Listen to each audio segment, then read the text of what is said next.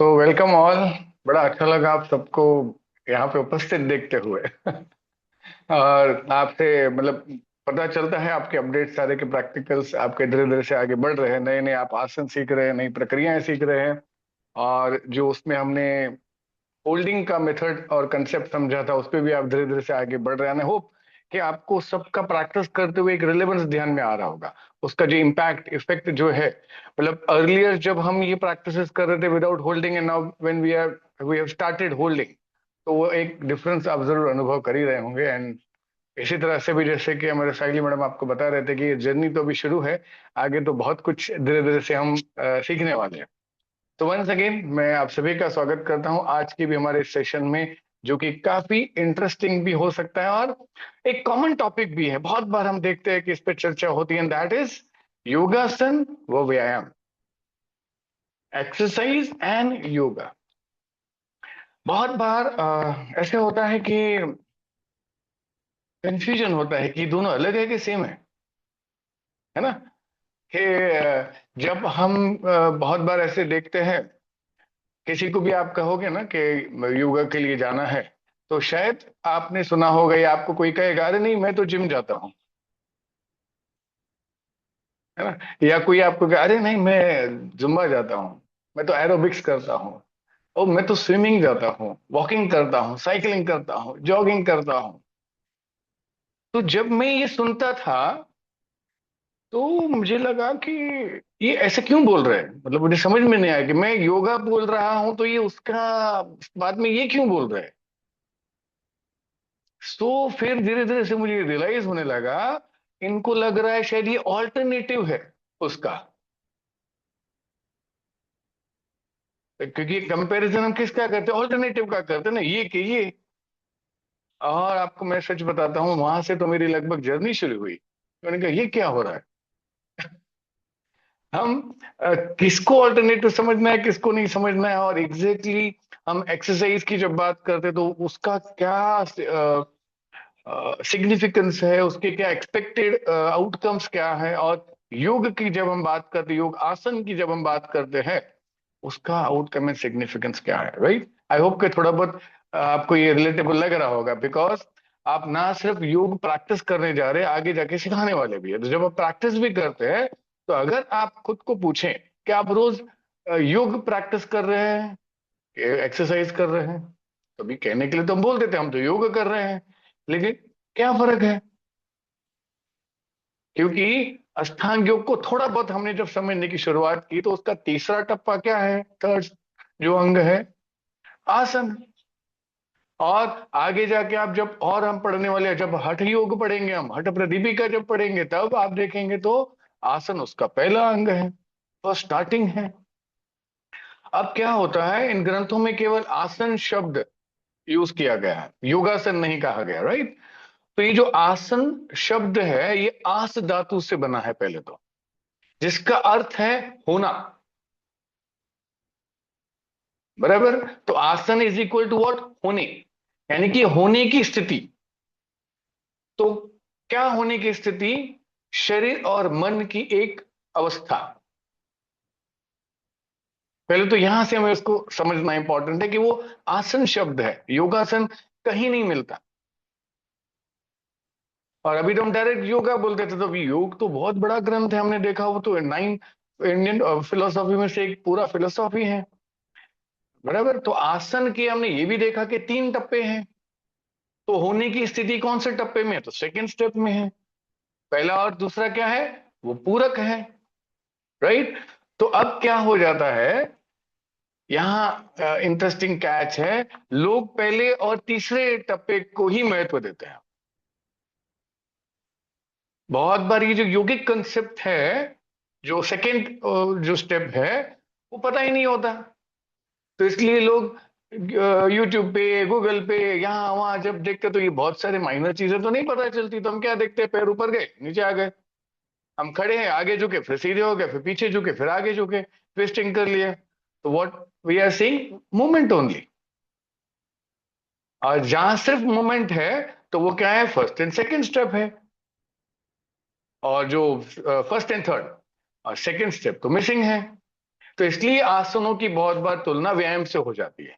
अब आपको ध्यान में है कि क्यों ये कंफ्यूजन क्रिएट हुआ, क्योंकि दिखने में आसन में भी मूवमेंट है ना, पहला और थर्ड स्टेप में, और बीच वाला तो कोई जानता नहीं, तो इतना कोई बहुत बार ज्यादातर दिखते नहीं हम प्रैक्टिस करते हुए, या उसको ज्यादा सुना नहीं होता है। और एक्सरसाइज जब हम देखते हैं उसमें भी वही मूवमेंट है, तो दोनों सिमिलर लगता है, और यहां से वो कंफ्यूजन शुरू होता है। और आसनों का हमने समझा था कि योग का जो तत्व है सेकेंड स्टेप, वो तो लुप्त हो गया। कितने सारे जगहों पे तो आप देखोगे योगिक प्रैक्टिस, देखिए ऐसा नहीं है कि उसमें अलग अलग कॉन्सेप्ट है, अभी पावर योगा होगा, बाकी के योगा होंगे, पर उनका सिग्निफिकेंस क्या है, हम क्या जो ट्रेडिशनल, जब हम योग की बात करते हैं तो उसके आउटकम क्या है, उसके डिफिनेशंस क्या है, तो वो समझना इंपॉर्टेंट है। तो जब हम ये कंसेप्ट को छोड़कर अगर योगिक प्रैक्टिस करते हैं तो they are as good as exercise. So this is the main difference which we need to understand, right. तो इसलिए योगासन शब्द ही ज्यादा इस्तेमाल में आ गया, बिकॉज योगासन दैट इज मूवमेंट। अब थोड़ा हम आगे बढ़ते हैं। अच्छा, यही टॉपिक को हम जब लेवल 3 में एनाटॉमी और फिजियोलॉजी समझने वाले हैं ना, तब आपका एक लेक्चर होगा, एक टॉपिक होगा, दैट इज मस्क्यूलर सिस्टम। तब तो इसको आप बहुत अच्छी तरह से समझ जाएंगे। आज उसको हम बेसिकली, मतलब एक बेसिक लेवल पे समझ रहे जाए, ताकि आपका एक फाउंडेशन रेडी हो जाए। लेवल 3 में जब हम ये सिस्टम्स पढ़ेंगे ना, तब आपको रिलेट होगा कि आज जो हमने यौगिक तत्व समझा, वो साइंटिफिकली मस्कुलर लेवल पे उसका क्या इफेक्ट है, जब हम मसल फाइबर्स पढ़ेंगे और काफी सारी चीजें हम उसमें पढ़ने वाले, राइट। पर आज हम उसको एक बेसिक लेवल पे समझ लेंगे। अब देखिए, व्यायाम, एक्सरसाइज इज इक्वल टू श्रम। अब अभी इतना हम समझेंगे, व्यायाम इज व्हाट, हम मेहनत कर रहे हैं वहां पे, वी आर डूइंग। और जैसे ही हम मेहनत करते हैं, श्रम करते हैं, तो उसके साथ एक चीज जुड़ जाती है, स्वेटिंग, पसीने आना। सो ये व्यायाम, एक्सरसाइज। व्यायाम में क्रियाएं क्या होती हैं, एक्सरसाइज में तेज गति से होती है, स्लो नहीं होती है। अभी आप अभी आप एग्जांपल लेंगे, अगर आप जुम्बा है, एरोबिक्स है, स्लो कर सकते हैं क्या? एक्सरसाइज हो गया वो। जिम है, अगर आप कभी जिम गए होंगे, तो वो डंबल्स हम लेते हैं, तो अरे एकदम स्लो स्लो तो कहाँ कर सकते हैं, उसको एक सर्टेन स्पीड की आवश्यकता है, राइट। सो ये सारी चीजें क्या होती है, विथ स्पीड, तो ये एक्सरसाइज कैटेगरी में आ जाता है। तो अधिक तेज क्रियाएं होती है, यानी कि ज्यादा स्पीडी मूवमेंट्स होते हैं, तो जो मसल्स होते हैं उनका संकुचन और प्रसरण, है ना, ऐसे मसल्स कॉन्ट्रैक्ट रिलैक्स, राइट। तो दिस इज व्हाट एक्सरसाइज। और दूसरी बात है, ज्यादा एनर्जी की आवश्यकता पड़ती है, जितना हम उसमें एफर्ट्स डालते हैं, जितना श्रम करते हैं, तो वी आर यूटिलाइजिंग एनर्जी। तो एनर्जी दो फॉर्म में है, एक तो न्यूट्रिशन फॉर्म में, यानी कि ग्लूकोज हम समझ सकते हैं समझने के लिए, जो हमें ब्लड से मिलता है, और दूसरा ऑक्सीजन, जो हमें सांस लेने से मिलता है। तो जब भी हम एक्सरसाइज करते हैं, तो हमारे सांसों की गति, क्योंकि श्रम कर रहे हैं हम, एफर्ट्स डाल रहे हैं, तो सांसों की गति बढ़ जाती है, बढ़ती है, कह रहे हैं। कोई भी एक्सरसाइज करेंगे तो अब सांसों की गति बढ़, बिकॉज अब हमने श्रम किया, अब हमें एनर्जी की जरूरत है, तो सांसों की गति बढ़ना यानी कि ऑक्सीजन की रिक्वायरमेंट बढ़ गई, बिकॉज एनर्जी चाहिए। तो ऑटोमेटिक सिस्टम है अंदर, जो वो नोट करता है कि ऑक्सीजन लेवल कम हो रहा है, तो सांसों की गति बढ़ाओ, स्पीड अप। तो जितना हम भागते हैं उतना हाफने लगते हैं। सो ये क्या समझ रहे हैं, दिस इज एक्सरसाइज। और दूसरा क्या होता है इसके साथ, ग्लूकोज। जब हम श्रम कर रहे हैं, एफर्ट्स डाल रहे हैं, तो एक एनर्जी ऑक्सीजन है, तो वहां पे सांसों की गति बढ़ गई। दूसरा न्यूट्रिशन है, यानी कि मान लीजिए कि ग्लूकोज है जो हमें एनर्जी दे रहा है, वो जैसे वो लेवल कम होता है, तो आप देखेंगे तो एक्सरसाइज के बाद क्या होता है, भूख लगती है। और इसीलिए एक समस्या हो जाती है, इधर तो एक्सरसाइज करके कैलोरी बर्न किए, आने के बाद ऐसी भूख लगी कि कभी कभी कंट्रोल ही नहीं आ रहे, जो बाद में देखेंगे खा लिया, सब जो गया वापस गेन हो गया, right. Because that is exercise. तो उसके देखिए रूल्स अलग है। हमारा कहना ये नहीं है यहाँ पे अभी कि हम एक्सरसाइज नहीं करने हैं, योग करना है, ये कंपैरिजन पे आज हम बात नहीं कर रहे।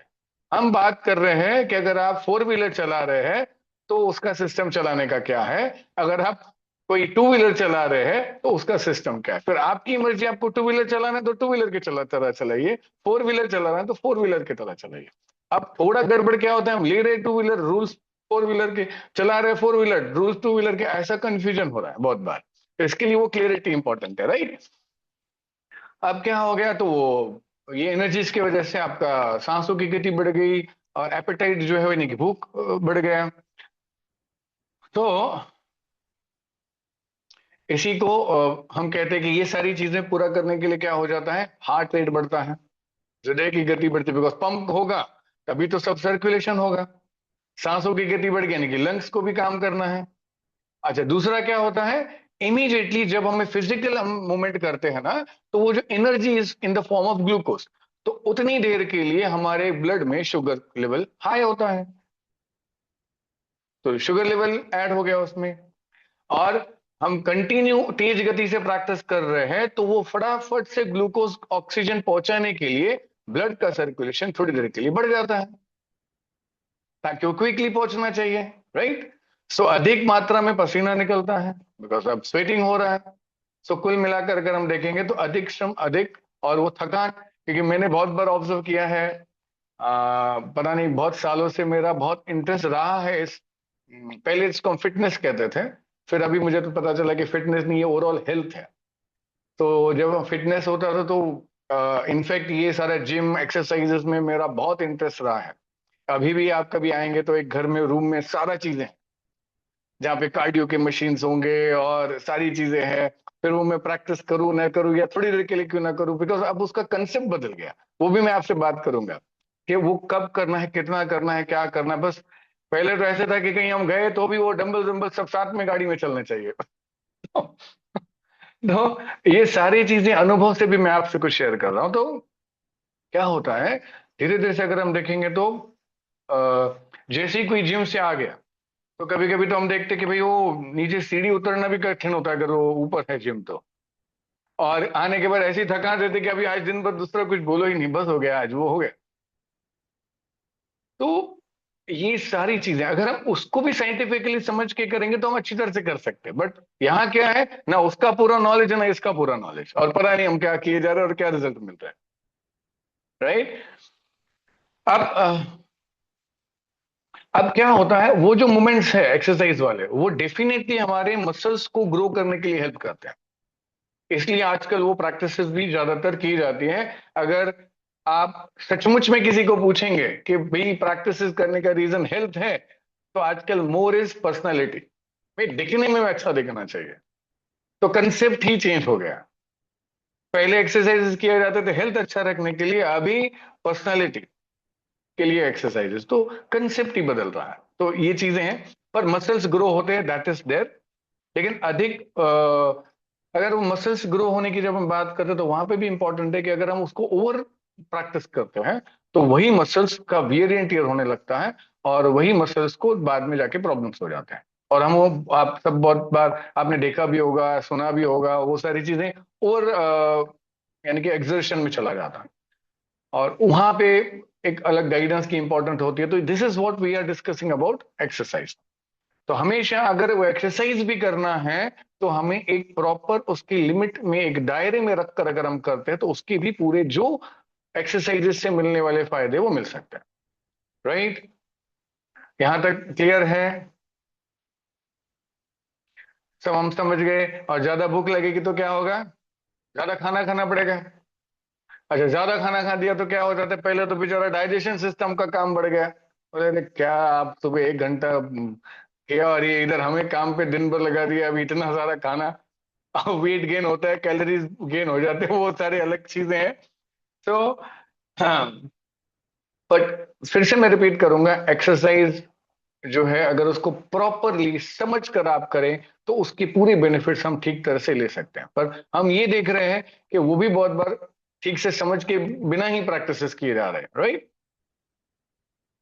तो अगर वो बराबर रखेंगे तो we can help maintain our physical health with proper and scientific exercises, right. अब अगर हम इसको थोड़ा सा कंपेयर करें,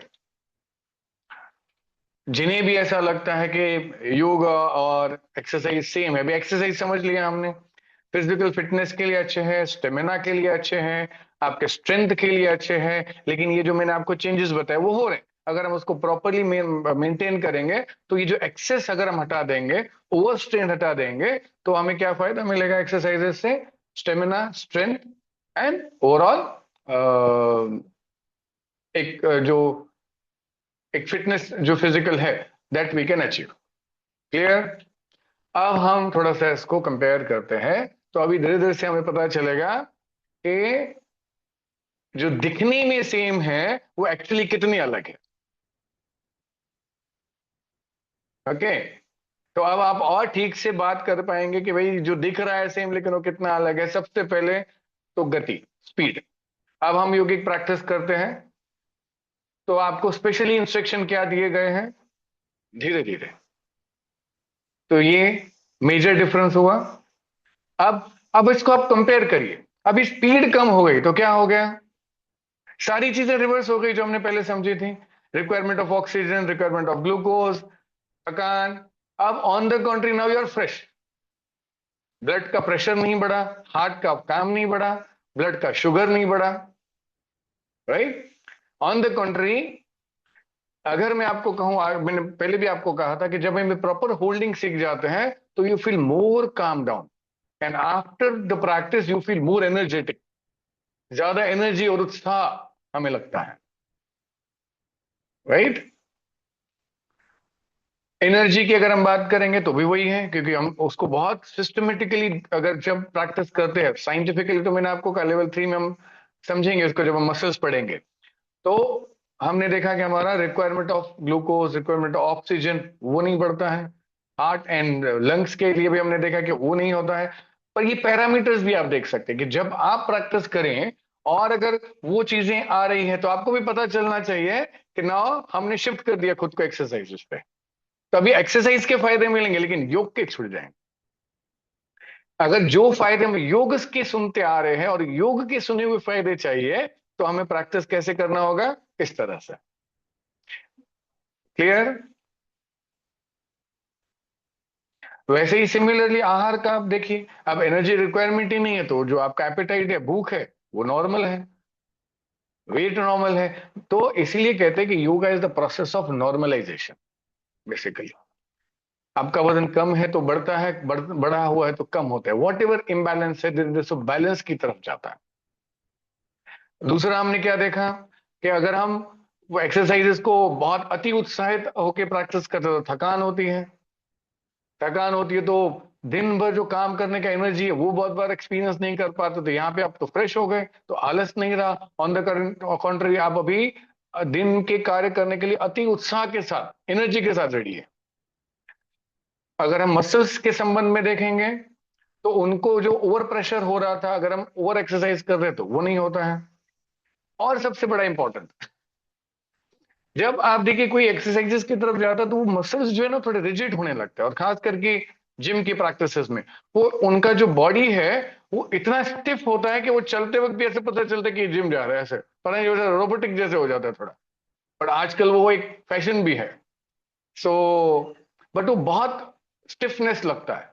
तो ऐसा नहीं है कि फिजिकल पर्सनैलिटी अच्छा नहीं है या वटेवर, बट वो स्टिफनेस का क्या? अगर आप ऐसे व्यक्ति को कहेंगे कि आगे झुकना है तो माथा तो घुटनों को बहुत दूर की बात है, हाथ भी पैर तक नहीं जा पाएंगे।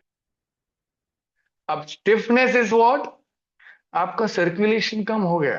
सर्कुलेशन अगर हमारा कम होता है तो ग्लूकोज एंड एनर्जी जो भी ऑक्सीजन वो हमारे सेल्स एंड मसल्स तक पहुंचना नहीं है, ऑर्गन्स तक बेसिकली। तो जो एनर्जेटिक फील होना है वो हो नहीं पाता है।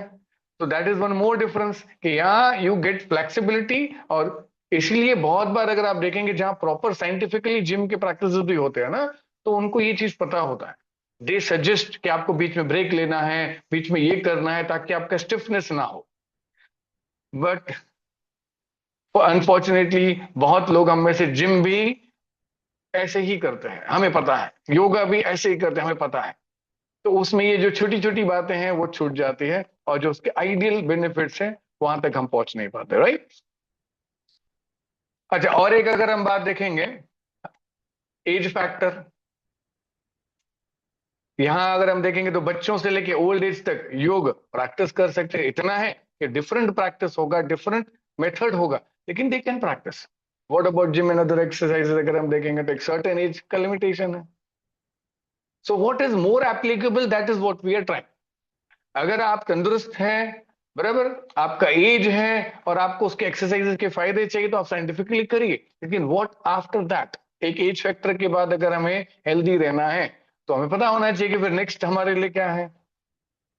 सो एज फैक्टर, तो यहाँ पे सिलेक्टेड एज ग्रुप की बात ही नहीं है, all age group can practice with appropriate practices and method. अच्छा, अगर हम वेट लॉस की बात करेंगे तो दोनों का प्रभाव पड़ता है, एक्सरसाइजेस से भी वेट कम होता है, योग से भी कम होता है, लेकिन अगर आप ये देखेंगे तो जो मेंटेन्ड वाला पार्ट है, to maintain after reducing, you will get results with this yoga. Because वहां पे हमने देखा कि क्या हो रहा है, वापस तो भूख लगी रही है, तो आज नहीं तो कल फिर वो वेट गेन हो ही जा रहा है। सो फिर भी दोनों का अगर हम देखेंगे तो प्रभाव इज मोर और less equal on weight loss. अच्छा, और एक बात है, बहुत सारे एक्सरसाइजेस में जो इक्विपमेंट्स की जरूरत है वो नहीं है, यहाँ only you need a mat. और अगर एक बार ठीक से सीख जाते हैं तो कहीं जाने की जरूरत नहीं है, कहीं फी पे करने की जरूरत नहीं है, at home you can practice. आप घर पर ही रोज प्रैक्टिस कर सकते हैं। सिर्फ इतना ही है कि उसको ठीक तरह से सीखना आवश्यक है। सो नो मंथली कोई बर्डन ऑन फाइनेंस, ना ही कोई रिक्वायरमेंट ऑफ एनी इक्विपमेंट। अच्छा, इसमें आगे जाके बहुत कुछ, अब योग बहुत बड़ा सब्जेक्ट है, उसमें स्ट्रेंथनिंग एक्सरसाइजेस, कार्डियो, बहुत कुछ है, तो धीरे धीरे से अपनी हेल्थ फिटनेस के लिए हम उसको एक्सप्लोर कर सकते हैं। और एक बात, दैट इज डिजीजेस। अगर किसी व्यक्ति का सेहत ठीक नहीं है तो वो अदर एक्सरसाइजेस कर सकता है कि योग कर सकता है? तो अदर एक्सरसाइजेस के लिए वो लिमिटेशंस हो जाता है। अभी बैक पेन है तो वो नहीं कर सकता बाकी के एक्सरसाइजेस, पर योग की कुछ प्रक्रियाएं कर सकता है और ऑन द कॉन्ट्री वो रिकवर हो सकता है, राइट। वेट ज्यादा है तो भी बहुत बार हम कोई एक्सरसाइज ज्यादा नहीं कर सकते, वॉकिंग नहीं कर सकते, पर फिर भी कुछ योगिक प्रैक्टिसेस है जो हम कर सकते हैं। और इंपॉर्टेंट फैक्टर, ये मैं मुझे ज्यादा इंपॉर्टेंट कभी कभी लगता है, दैट इज मन और स्वभाव पे क्या असर होता है। अगर हम कंपेयर करेंगे, जब आप योगिक प्रैक्टिसेस करते हैं तो आप देखिए धीरे धीरे से मन जो है ना सात्विकता की तरफ जाता है, मन जो है वो धीरे धीरे से न्यूट्रलाइजेशन की तरफ जाता है, तो उसका प्रभाव हमारे जीवन पर भी होता है। क्या वो प्रभाव अलग बाकी के एक्सरसाइज में हम देख सकते हैं क्या? वहां एक फिटनेस का दृष्टिकोण है तो वही माइंडसेट आता है बस, but what about the rest of life? तो यहाँ पे हम योग जब प्रैक्टिस कर रहे हैं तो उसका प्रभाव हमारे मन पे भी हो रहा है और स्वभाव पे भी हो रहा है, and that is making my life more easier and more growth oriented. तो ये सारे डिफरेंसेस हम जानते ही नहीं है। और अगर खास करके मैं किसी भी एक्सरसाइजेस को यहाँ पे ऐसा नहीं कह रहा हूं कि वो कम है, अच्छा नहीं है, बुरा नहीं है, पर जो ऑब्जर्वेशन में आ रहा है मैं वो आपसे शेयर कर रहा हूँ। खास करके जिम जैसी अगर हम बात करते हैं जहाँ पे मेन तो एक स्ट्रेंथ ओरिएंटेड वो प्रैक्टिसेस है, तो वहां पे तो ऐसा हो गया है स्वभाव ना कि वो ऐसा लगता है कि अभी मैं इतनी ताकत का क्या करूं, मतलब मौका ही जैसे ढूंढते हैं आप, खाली आओ अभी झगड़ने के लिए, तो एक अलग माइंडसेट जैसे कि तैयार हो गया। तो हालांकि अगर हम सारे एक्सरसाइजेस हेल्थ को ध्यान में रख के करेंगे तो उसके भी प्रभाव मन पे अच्छे होते हैं, लेकिन ये गाइड करने वाला कोई नहीं होता है ना, तो तब ये कभी कभी अच्छे प्रैक्टिस का भी परिणाम इनअप्रोप्रिएट हो जाता है। ओके, तो ये हमने अभी यहाँ पे ये भी समझा कि मन और स्वभाव पे परिणाम इन दोनों प्रैक्टिसेस का। इसमें अगर हम प्राणायाम और ध्यान की बात करेंगे तो कितना मेजर डिफरेंस है, कहाँ है किसी भी एक्सरसाइजेस में? Pranayama is directly related to mind, वो हम आगे और डिटेल में सीखने वाले हैं, with oxygen with energy level. ध्यान है विच इज मोर इंपॉर्टेंट, जो हमारे ओवरऑल क्षमताओं को बढ़ाता है, all the capabilities, inner potential को इंप्रूव करता है। तो ये कहाँ है एक्सरसाइजेस में? बुद्धि का विकास, विजडम, डिस्क्रिमिनेशन पावर, ये सब हम और डिटेल में सीखेंगे आगे, क्योंकि ये जो नॉलेज है और जो प्रैक्टिस हम ले रहे हैं यहाँ ये सारी चीजें हैं। और इस मार्ग पे, यानी कि योग सीखने के मार्ग पे जैसे जैसे हम आगे बढ़ेंगे, हम ग्रो होते हैं, not only physically, mentally, spiritually and overall. तो वो रोड मैप कहाँ है? बाकी एक्सरसाइज में तो आप जहां हैं वहीं हैं ऑलमोस्ट। अच्छा, उनका, देखिए मैं हमेशा कहता हूं उनका जो एक रोल है फिजिकल फिटनेस का, वो अप्रतिम है। बट ये जो रेस्ट ऑफ द बातें हैं, हम बैलेंस कर सकते हैं कि आपने फिजिकल फिटनेस के लिए 30-45 मिनट, चलो आपने अदर एक्सरसाइज कर लिए, नो प्रॉब्लम। बट साथ साथ में आप ये भी कंटिन्यू कर रहे हैं जिसमें आपको लॉन्ग टर्म ओवरऑल लाइफ को एक ग्रो करने में हेल्प होता है। अब उस पे भी मैं आऊंगा कि जब हम फिजिकल एक्सरसाइजेस है, तो वहां पे अदर फिटनेसेस के लिए उनका जो रोल है, उसके रोल के अकॉर्डिंगली, एज के अकॉर्डिंगली उसको कहाँ हम रखना है, किस तरह से रखना है, that we can do. But ये जो अभी चल रहा है कि ये नहीं तो ये ऑल्टरनेटिव है, तो अभी आपको लग रहा है कि ऑल्टरनेटिव है कि भाई मैं यहाँ जा रहा हूँ मतलब वो योगी कर रहा हूँ, योग का फायदा मुझे स्विमिंग में मिल जाएगा, ऐसे हो सकता है क्या? योग का फायदा मुझे अभी वॉकिंग में मिल जाएगा या किसी और प्रैक्टिस में मिल जाएगा? तो इसलिए मैंने कहा जो हम कर रहे हैं उसको समझ के करना है। आज भी हमारा विषय कंपैरिजन नहीं है, विषय यही है कि हम क्या सीख रहे हैं, क्या कर रहे हैं, और किससे उसको कंपेयर किया जा सकता है और किससे नहीं किया जा सकता। राइट। एंड फाइनली हमने समझा एक सूत्र, तदा दृष्टु स्वरूप अवस्थानम। वो कहाँ है? बाकी कहीं, अगर हम ऑल्टरनेटिव समझ रहे हैं तो, है ना? सो इस तरह से बेसिकली हमारा आज का कंसेप्ट अभी हमें समझना उतना ही था कि अभी आपको जो नोट्स भी आप पढ़ेंगे तो उसमें भी और माइन्यूटली चीजों को समझाया हुआ है, कुछ साइंटिफिक एक्सप्लेनेशंस भी उसमें दिए हुए हैं। लेकिन एक ये क्लियरिटी इंपॉर्टेंट है कि जब हम योग अभ्यास कर रहे हैं तो उसको योग अभ्यास जैसे ही करना है, तो उसके फायदे, सारे फायदे। क्योंकि हमने अब तक देखा है बहुत लोग व्यायाम करते हैं, यानी कि योगा का भी व्यायाम, और एक्सपेक्टेशन कौन सा है? योगा का। तो कैसे होगा? आप पा रहे हैं ध्यान में जो मैं कह रहा हूं? यानी कि पूरे प्रैक्टिसेस योगा के व्यायाम स्वरूप कर लिए, ना मन के भाव, ना फिजिकली करते हुए वो सारे मेथड्स। तो एक्सरसाइज के तो फायदे मिलने ही है ना। तो हमें लगता है वो उतने ही फायदे योगा के। तो योग के फायदे तब होंगे जब उसको योग के नियम अनुसार, योग के व्याख्या अनुसार उसको प्रैक्टिस करेंगे। राइट। अब इसमें मैं आपको एक उदाहरण भी दे सकता हूँ, काफी समय पहले की बात है। हमारे बदलापुर से ही थे वो, एक बहुत अच्छे प्रैक्टिशनर थे, लेडी है, हस्बैंड वाइफ आते थे सीखने के लिए।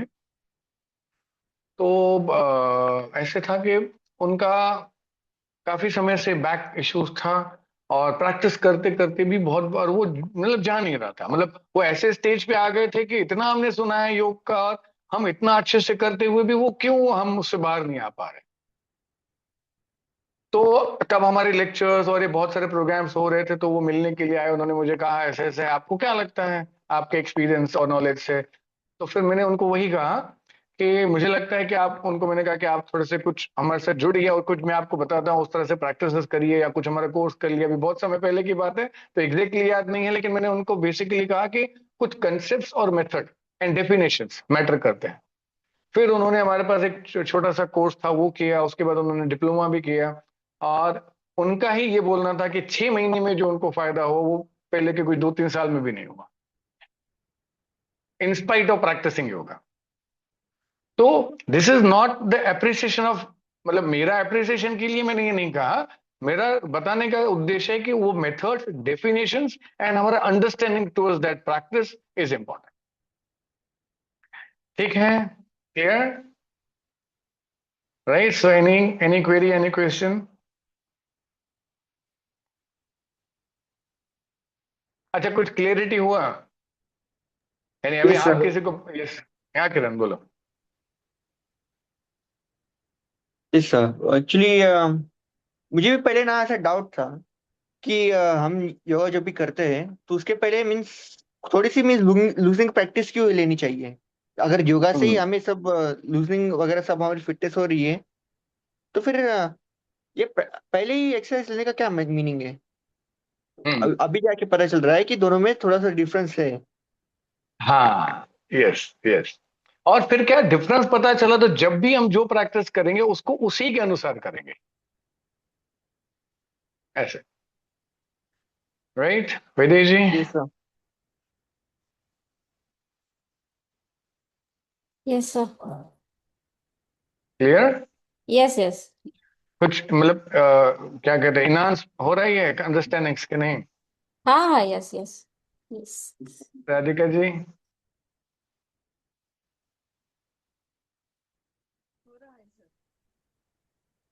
अनुराधा जी? हो सर, हळूहळू समज वाढतीये प्रत्येक गोष्टीतली. म्हणजे आता कसं प्रॅक्टिस करताना ना, का आपण ते स्लो करत आहोत किंवा डिफरन्स बिटवीन योगा आणि एक्सरसाइज काय आहे ते जर माहिती असेल तर ते प्रॅक्टिस करताना सुद्धा ती इम्प्रुव्हमेंट जाणवेल आपल्याला. हो हो, बरोबर. आणि तरच आपण ते योग्य पद्धतीने जी प्रॅक्टिस करायची आपली आहे, डेव्हलप करायची आहे, ती आपण त्या मार्गावर जाऊ शकतो पुढे. राइट? चलिए, तो फिर एक, हाँ, एनीथिंग? सो बेसिकली सर, जेव्हा आपण ही कॉन्सेप्ट म्हणजे डोक्यात ठेवतो, लक्षात ठेवतो, तेव्हाच आपण त्या विचारांनी किंवा तशा पद्धतीने आपण प्रॅक्टिस करू शकतो. म्हणजे प्रॅक्टिस करताना ऍब्सोल्युटली, ते डोक्यात ठेवूनच प्रॅक्टिस करायचं म्हणून. Absolutely, absolutely. म्हणजे कसं ती फक्त छोटी अंडरस्टँडिंग जी आहे ना, ते आपले बेनिफिट्स खूप प्रमाणे वाढून आपल्याला म्हणजे आपण एक्सपिरियन्स करू शकतो त्या, असं आहे. तेव्हा पुढे जेव्हा आपण ऍज अ टीचर काम करणार आहोत तेव्हा तर खूपच महत्वाचं आहे, कारण आपण आपण करून घेणार आहोत कोणाकडून. जर आपल्याकडूनच ती चूक झाली आणि आपणच योगा एक्सरसाइज ह्याच्याने शिकवलं तर त्यांना एक्सरसाइजचे फायदे नक्कीच भेटतील, पण योगाचे राहून जातील. आणि तसं आपल्या योग शिक्षकांकडून घडू नये म्हणून ह्या क्लॅरिटीज ज्या आहेत, अंडरस्टँडिंग, ते खूप महत्वाचे आहेत. यस यस, बरोबर. राइट? Okay, thank you. चलिए, तो एक ओमकार के साथ रुकते हैं, बैक फिर आंखें बंद कर लें, गहरी सांस लें.